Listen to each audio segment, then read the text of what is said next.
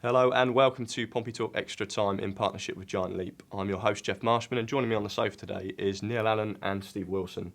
Gents, let's start by looking at the Pompey signings. How have they done so far? Neil. Oh, you can go first, I think. Seeing it's your birthday. Thanks. Who the standout players so far? I think Christian Burgess is probably the one who's probably just getting the nod for me at the moment as the standout Pompey player from the start of the season. He's been very consistent, looks a really good defender. Young guy as well. Is he 23? 24, 23, 24. He's certainly, he's not at the other end of it. Him and Clark have formed a really good partnership. Pompey looked pretty solid at the back. So he's and I like the way he's a defender who wants to bring the ball out and play rather than just launch it. So I like Burgess. Gary Roberts is the key man in terms of the creativity going forward. He hasn't looked quite fit in the past few weeks with this ankle niggle that he's had, but I think if he's on fire, then Pompey fire, basically. So. How do you reckon, Neil? For me, Burgess and Davis. Davis has been outstanding, isn't he? The fans have taken him to their hearts. He bombs on down that right wing there, and he's got aggression. His energy and work rate is phenomenal. Yeah, it really is. Yeah. And even we saw in the last game against Yeovil, and Pompey couldn't score, but his delivery was the best of anyone in the side. And he's been a surprise hit, really, isn't he? Considering he came on trial. It took a while to sign him up before the start of the season. Cook's been looking for a right back, and in the end seems to have settled for him as his right back with Boku as a backup. So, and then Burgess, again, I agree with Steve. I think Burgess has been superb. He looks absolute class at this level, and still very, very young. So hopefully part of the fabric of this club for many years to come. On Davis, would you like to see him given a chance in midfield at some point? Or? I don't know really, because he's got enough midfield options in those three. We haven't seen much of Naismith or Tollett yet, and they'll be ahead of him. So at the moment, he does a really good job at right back, doesn't he? And that's been the strength for me. He's been the stronger of the two full-backs for Pompey so far. I was just mentioned Naismith there. Obviously, he hasn't had much of a go, has he? Yeah, we've seen glimpses of him, and he looks quite a direct kind of winger who wants to get at defenders. It was one of Cook's first signings, wasn't he? Yeah, and I thought he might have been an option last week when they were struggling to break Yeovil down, as to, just getting a bit of extra pace on and a bit of direct running to try and unlock the door maybe. But yeah, I'm sure he will get his opportunity in the coming weeks. I think he's struggled with injury, hasn't he, over the start of the season. He had a very good pre-season, didn't he? And he got injured just before the Gillingham game, which was the last pre-season friendly, and then he's like Barton, like McGurk to an extent. They're playing catch-up then, aren't they? Because they missed some of the pre-season on the start of the season. But he's a good player. He's young. He's still learning, and obviously Pompey paid a nominal fee for him as well. So he's one that they see definitely part of the future. Steve, it's fairly early still in the season, only 11 games in. But what's your assessment of where Pompey are so far? Up there. They will. My assessment is that they will be up there challenging for promotion. Whether they will get there or not, I don't know. I'd be confident that they should be getting promoted this season. It's amusing, isn't it? Because in the space of 2 games, sort of people's opinions may have sort of dipped slightly. It seems a bit. I mean, Paul Cook has touched on this. The fact that people's opinions change so dramatically from game to game and based on one result. If you're taking the fact that Pompey played 11 games, only lost 1, that's a good start, isn't it? That's I mean, most people. Maybe I'm speaking for myself. I thought it might be a relatively slow start to the season as the new players got to know each other, as the team bedded in, then Pompey would suddenly start hitting a bit of form as the season wore on.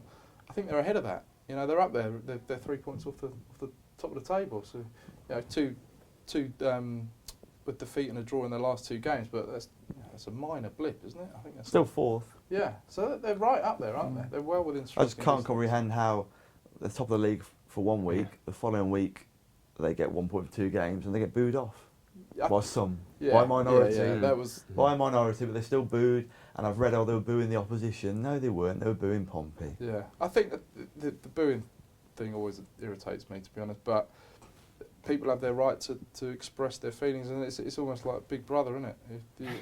If you like someone, you clap. If you don't like them, you boo, sort of thing. It's just a bit tragic, I think. But just another kind of I guess an interesting one for fans will be, what's the mood down at the training ground like? Because they won't see that, will they, the day to day? But us guys obviously get the I mean, opportunity to go down. it's not like we're there 24/7. So I'm sure people Hiding in in any, bushes.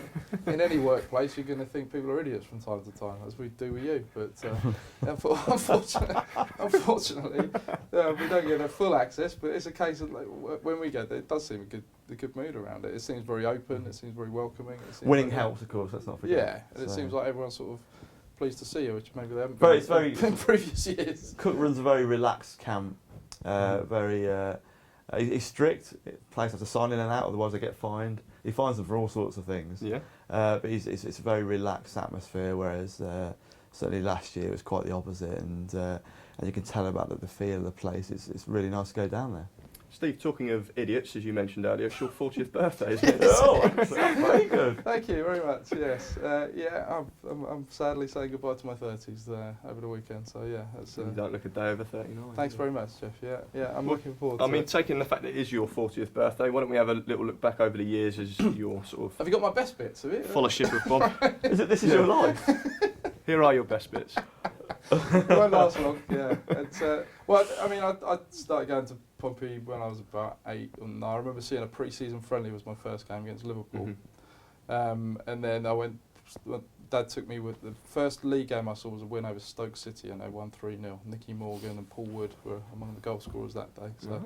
So it's going. I think it was about 87. I think 86, 87. That On the books, weren't you? Yeah, it was a long time ago. But Never mentioned that though. did you? no, but the difficulty is that I've seen Pompey go from a bog standard, what is now a Championship team, for much of the time following them, to the heights of the Premier League, winning the FA Cup, playing in Europe, and then go tumbling down the divisions again. And so, having joined the newspaper 8 years ago, I've seen the full heights and the full lows that we've been there. So it's, I'm sure I'm not alone in that. Who've seen the club go from unrecognisable, bringing in players that you thought would never wear a Pompey shirt, people like Diarra and Defoe and Crouch, Kopekua. Frozanecki. You bring up the good ones, yeah. But yeah, and now it's just good having become so close to seeing the club die. The fact that they're now rebuilding again and going and on the up again. Steve, I was to put you in a nutshell and ask you for best goal. Well, not you personally, in a nutshell. We need a big nutshell. A very large nut. Best If I was goal. to ask you best goal, best game, and maybe best opposition player, something like that. And then Okay. Neil, I'll also ask you as well. Best goal. There's a couple that really stand out. The Walsh and Whittingham one, the two-touch sort of made the way against Bristol Rovers. Scott Whitting's favourite goal. Yeah, ever. that was a brilliant goal. Mm. Just the way the two strikers Yeah. linked up and then Whittingham put it in. Matt Taylor was another one that stands out. It was against Everton when he just lashed it in. The volley, yeah. Yeah, 50 yards. Best game is there's a few to choose from, but the cup semi-final against Spurs, Spurs, always Yeah. stands out for me. Mm. The AC Milan game, obviously, and the cup final win was, it was just a privilege to be there, wasn't it? Covering that game for the newspaper. But an opposition team, one that always stands out is Gascoigne. In '91, Spurs won the cup that year. It was a quarter final, and he just destroyed Pompey on his own. Pompey were what is now a Championship side, but he was just outstanding. He was at the absolute height of his powers. It was just that cup final was the one where he did his knee, and he was never quite the same player after that. But the quarter final, I think, was about March. But he just destroyed Pompey that day. It was again a privilege to see him playing there at the height of his powers. Neil, any thoughts yourself in terms of your sort of best games that you've seen covering Pompey? Well, and goals again, and stuff? totally agree. Funny enough, last Friday was the anniversary of Guimaraes. Was it? What a game! And What a trip as well. in the square as well before the game. That for me, that was magnificent. But yeah, the Spurs one, AC Milan straight away. You think of those two games for me, and Spurs was my favourite. It was just incredible. And it's just because they were massive underdogs. No one thought Pompey could and it win. was against Harry, obviously, as well. That was the other extra response. It was fantastic, and yeah, the AC Milan, wonderful. The atmosphere and the game, and then obviously going so close to winning it. So yeah, a few of those as well. Talking of great games brings me on nicely to your book, which is out at the moment. Your links are very good today. Thank you. It's like a local radio. Yeah, it is. Not ours. Just picking my opportunity. Well, funny enough, they talked about those games are talked about in the book. It's almost as if you did it on Wow, purpose. isn't that amazing for a shameless plug? Well, there we go. Played at Pompey. It's out. 16.99 is it It retailing is. for? Very good value for money there, Steve. Have you bought one? Give it a few months, it'd be down to a You bought fiver. one? I'm saving up. It's my birthday next week. Is it so right? maybe I'll put it on the, okay. on the list. Yeah. But yeah, interestingly, Sylvain Distan's in there, and his favourite game is the AC Milan game. Mm-hmm. Because he describes it as if it still felt an incredible achievement despite drawing at the end of it. And then he talks about the Man United game, Yeah. Oh, and yeah. he reflects on the Carrick incident where he stops the ball going in. And he says it's funny. He says that it was nothing special. He says it's not even a proper tackle. I just blocked it. Yeah. But that was a massive I don't know about key you, moment. every time I see a replay of that, I'm still Yeah. expecting the ball to go in. It's brilliant. He plays it down beautifully. He said, look, it's not like I came steaming in with a slide tackle to dispossess a man and clean through. He said, I just got in the way. Yeah. And he sort of downplays it completely. And then Ricardo Roca's in there. His favourite game is obviously the Spurs semi-final. Mm-hmm. He'd not been at the club long, and he put in that immense man of the match performance. Game of his life, wasn't it? That one? And he's still got the bottle of champagne at home. And he tells the story about after the game, he got given the bottle of champagne, he's in the dressing room, and Herman comes in, and Herman's injured, of course.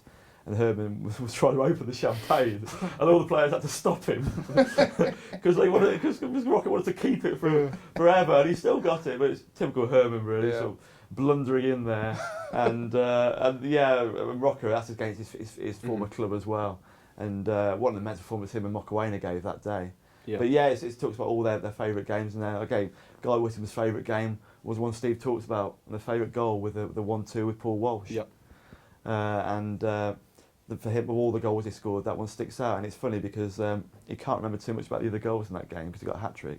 He got 4 goals, didn't he? I think it was 4-1. 4-0 or 4-1. And he can't remember too many about the other goals, but he can remember that one. Yeah. It sticks out. I think and- Pompey fans as well who will get the book will see some names they're not too familiar with, people like Lindy De La Pena and people like that. It must have been quite interesting for you to be able to interview these But yeah, people. because he's the last, definitely the last remaining member of the first title-winning side of Division 1. There's a debate whether he's for the second year, there might be somebody else still alive, but the first one definitely. And so his anecdotes are fantastic because he's talking about how Bob Jackson had a part of his middle finger of one of his hands missing. And I spoke to various historians at the club, they weren't aware of this. And he tells a story about how Bob Jackson occasionally would do a team talk, and Jimmy Scooler would stand behind him doing that with his finger, you know, mimicking the fact he's got some of his finger missing. It was nice, wasn't it? Let's mock the afflicted. But you got little anecdotes like that, and it's just quite amusing because no one's really aware of that. And apparently Bob Jackson always used to wear a bow tie and he used to joke about he used to spin round and things like that. And there's Ron Newman as well, who's in his 80s, and he tells this wonderful story about how he's from Fareham, big Pompey fan, grew up watching Pompey in the terraces, and got taken on at the age of 18, 19. It's a fascinating story how he got taken on instantly. And he's in the dressing room and he's changing next to Jimmy Dickinson. And Jimmy Dickinson is one of his heroes. He, to this day, he doesn't know why Jimmy Dickinson always changed next to him. But anyway, it happened. So you've got this 18-year-old lad looking at Jimmy Dickinson next to him, this England international, Pompey hero and everything, won the title. And he's looking at him thinking, I earn the same amount as him. Because back then they did. So you've got this 18-year-old lad, the flat rate, he earned and Yeah. Ron Newman can remember the wage as well, he earned exactly the same money as this massive figure of Jimmy Dickinson, England international, this 18-year-old lad. And there's just wonderful stories like that as well, and from different age groups. You know, you've got Mick Kennedy, Norman Piper, Noel Blake, so many different ones. In modern day, you've got Prosnecki, Merson, and Prosnecki, that hat-trick for nothing against Barnsley, was the only hat-trick of his career.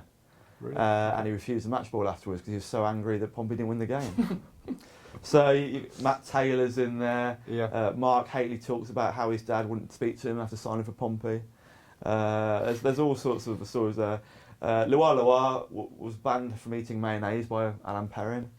And also he was banned from watching Brazilian Ronaldo watch on the computer. So there's all sorts of stuff in there as well. Dazoo, about Juve spitting, about his relationship. Perrin doesn't come out of it very well, funny enough. No, that's surprising. Dazoo and Loire Loire hammer him. So it covers a broad range of eras, and hopefully there's some stories that people aren't aware of. So you And sold it to ultimately you, with- Steve? I'm hoping to get one for my birthday. So Yeah. Is it your birthday? I mentioned that, really? How old are you going to be? signed. Hopefully, it's signed by the author. Right, excellent. Well, that brings Pompey Talk Extra Time to a close in partnership with Giant Leap from us. Thanks very much.